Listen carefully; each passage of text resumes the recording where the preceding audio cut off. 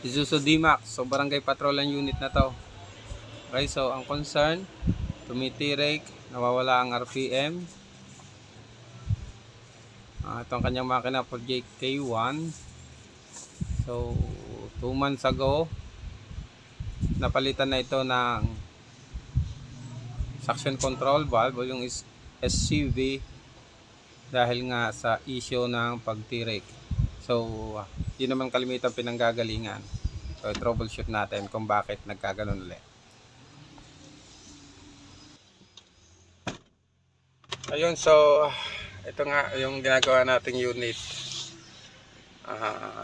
Ang complaint ng customer dito, hindi siya namamatay siya sa takbo. So tanggal ang fuel filter nito yung pumunta dito kasi ang problema daw sa fuel filter yung sa kanyang pinaka-feed pump dito sa taas. So hila-hila tayo, no, nandiyan pa yung tali pinangbatak nila papunta dito. So ang ginawa ko, kinabit ko yung filter, tapos pinamp ko, tumakbo naman siya mandar. So maandar siya ng mahigit 30 minutes na nakatigil, tapos sinakbo ko. So naging problema nung napansin ko hindi siya nag-RPM. Bata pa kasi linyador, hanggang doon lang siya sa 1. Tumas man konti. Tapos nga tumitirik siya. Tumitirik na. Pero ang ginawa ko doon, hindi ko na siya sinilinyadoran. Inantayan ko lang ulit mag-rev, nakatigil. Nung mag-rev, tinakbo ko. Parang pabalik ulit dito sa shop. So kung anong ginawa namin, panoorin nyo na lang doon sa video. Tingnan natin kung magiging okay. So yan ang una natin ginawa, tinanggal natin yung filter dito sa ilalim. So dalawa ang fuel filter ng unit na to, meron dito at meron doon sa taas. So ayan, tinanggal natin at napansin naman natin medyo malinis yung kanyang filter, hindi pa ganun kadumi ang ating titingnan. So, pero pagdating dito sa ilalim, ayan, meron tayo nakita mga buong dumi. So isa ito sa posibleng panggalingan ng pagtirik nga, kasi sabi nga nung driver, bubumbahin sa taas, then under na ulit. Hanggang dumating sa point na hindi na talaga start, kaya binatak na pupunta dito sa shop. So dahil may dumi dito sa filter dito sa ilalim, nag-decide tayo na ibaba ang tangke. Malamang meron doong dumi. So ayan, ibaba na natin yung tangke. So nililinis lang natin para pag binuksan natin hindi pumasok yung dumi. So, napakadumi kasi nung tangke. Okay? So ayan, hindi kaya ng hangin-hangin lang. So total may pressure washer naman tayo. Pressure washer na natin yung tangke.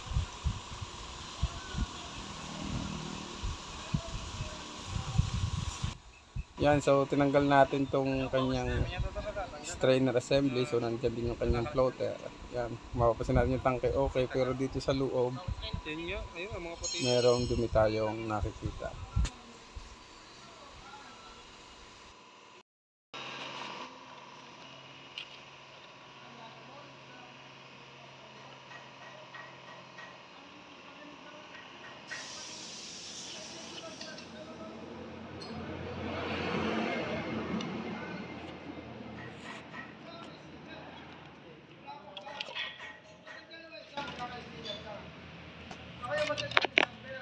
Yun, tutok na tutok sa strainer.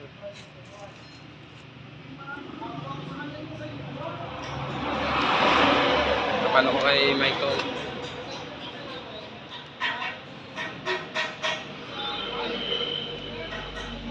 Paano huwag mo na galawin, papicturean ko kay Michael. Kaya na mag-send kay Yamal yan. Lupa.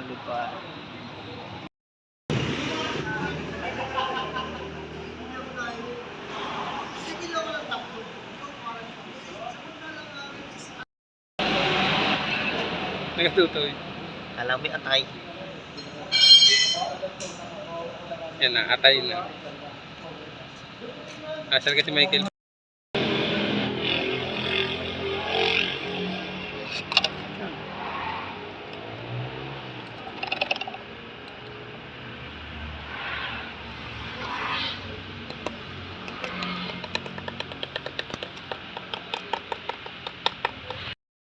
Roding. Basta kayo babalik. 20 minutes. So yan, papalitan ko na din to ng filter kasi nga tinanggal ko sa ilalim mo matras yung diesel. So para mabumba uli natin tumaas dito sa kanyang feed pump. At saka bukod doon, para masigurado natin bago yung mga filter. Para dyan in case na magloko, wala na tayo magiging problema dito. So pag napalitan natin to, tatakbo natin din. Tignan ulit natin kung okay na. Napalitan ko lang ng filter. So pagpapalit ng filter, ng ganito kahit naman yun sa mga Innova Fortuner, titignan niyo yung marking. So may marking siya. May alignment siya ng markings dito para pagbabalik natin tama tayo din sa kanyang dating lalagyan. Ayan, nakabit ko na. Ayan, kapag naibalik na natin, nakabit na natin yung filter. So, puposisyon na natin yung pump. Pero medyo masikip to, kaya muna natin lagay sa clip. So, sa kanyang lalagyan, bumbahin muna natin. No? So, bumbahin natin yung kanyang pump dito, then baraduhan yung isang side yung palabas. Yung papasok na hose, nakakabit na itong palabas, so baraduhan natin, daliri, then bumbahin hanggang magkaroon ng pressure. Tapos pagka may pressure na, pwede na natin siyang kabit sa kanyang hose. Okay? Kaya dito sinasabi ko mahalaga may alignment. Nga pala din sa baso niya, walang alignment, wala siyang marking. So markahan nyo para pag kinabit natin dito, hindi kayo mahirapan. So may mark yung lakad, tsaka yung topper yung baso, wala. So, okay. So pagkakabit nito, kaya nga sinabi ko, pagka okay na, so pwede na natin kabit yung hose kapag meron ng pressure. Yung hose na out, pagka natin lagay ang clip. Then pagkapaglagay natin ng clip, pwede na natin siyang posisyon doon sa kanyang lalagyan. Pag may kabit natin yung kanyang mga electrical connection, yung para sa yung ilalim nito para sa kanyang water oximeter o yung indicator kapag may tubig na yung ating filter, yan yun. So yan yung umiilaw sa dash. Yan itong isa yun naman sa kanyang sensor sa taas. Okay, so kapag na kabit na natin to, tapos na natin, so ipump uli natin para tumigas. Then pagka tumigas, ayan, pwede na natin siya started.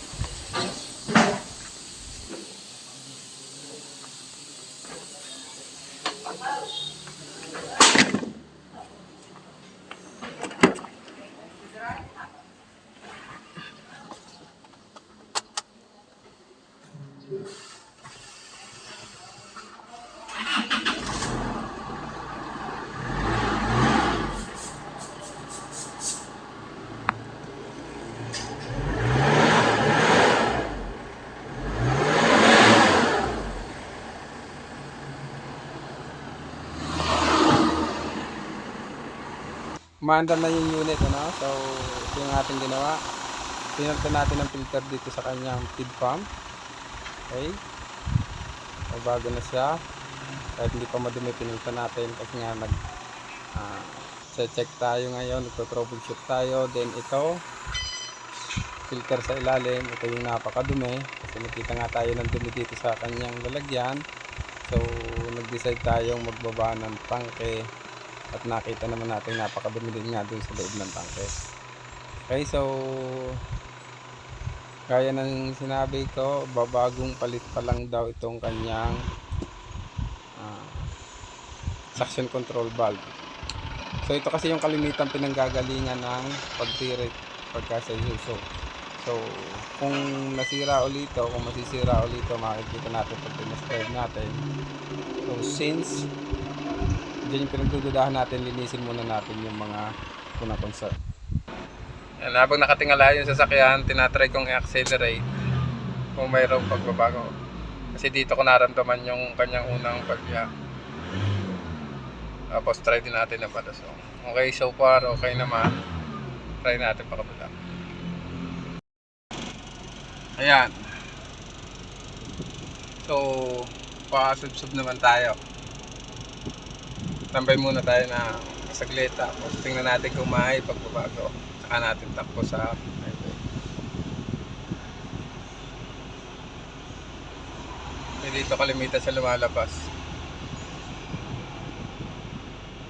ahon o luso na nakapigil lang katatapos sa arangkada. So Try natin mag-accelerate. Okay pa rin, responsive pa. So dati napansin ko nga dito habang tumatakbo. Yeah, yun. Lumapas, namatay pa rin.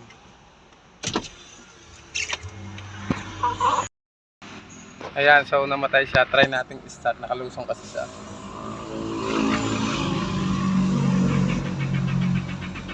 Yan, sa lusong parang nawala. So sa lusong siya namatay. Yan, try natin. Tingnan ko kung nawala yung kanyang diesel. So ayan, pagkapalusong siya nawawala. Namatay ulit. Ayan, namatay ulit siya. So iscan natin, tingnan natin kung anong naging problema. So nalinis na natin yung tangke. Tapos ayan, namatay ulit.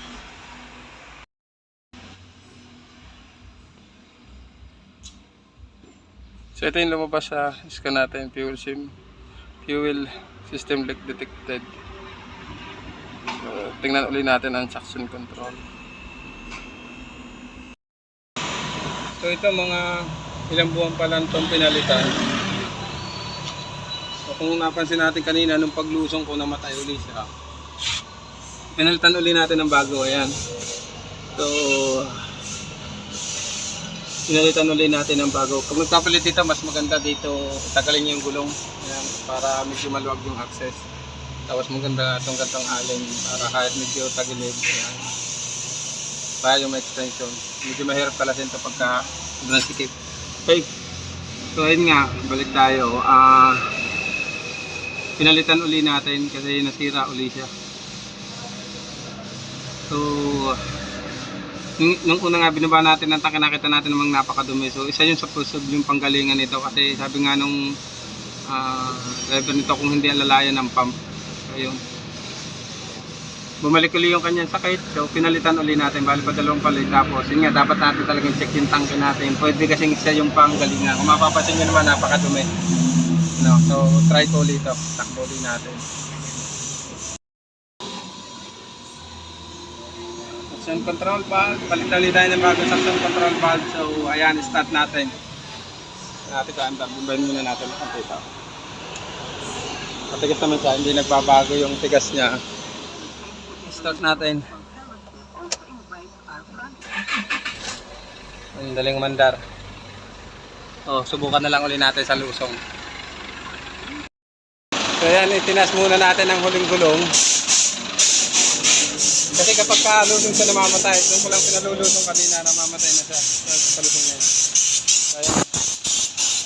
Taas muna natin ko lang, ang hirap kasi magtulak pagka nandun sa lusong. So ayan, jakan muna natin. Taas, pinapandar ko lang, tingnan ko lang kung may magbabago sa antar. Ang balikan ko. Ayan, so tumatakbo na ulit tayo. Tinetest drive na natin yung unit. Halos ang oras na itong umaandar doon sa tayo.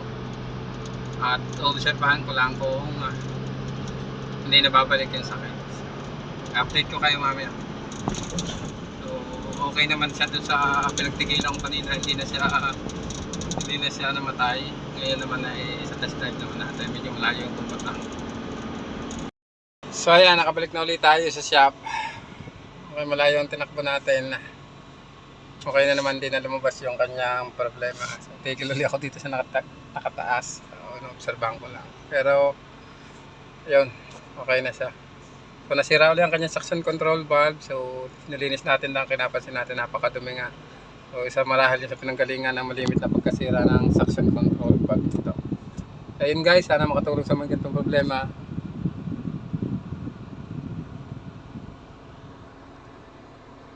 Yeah.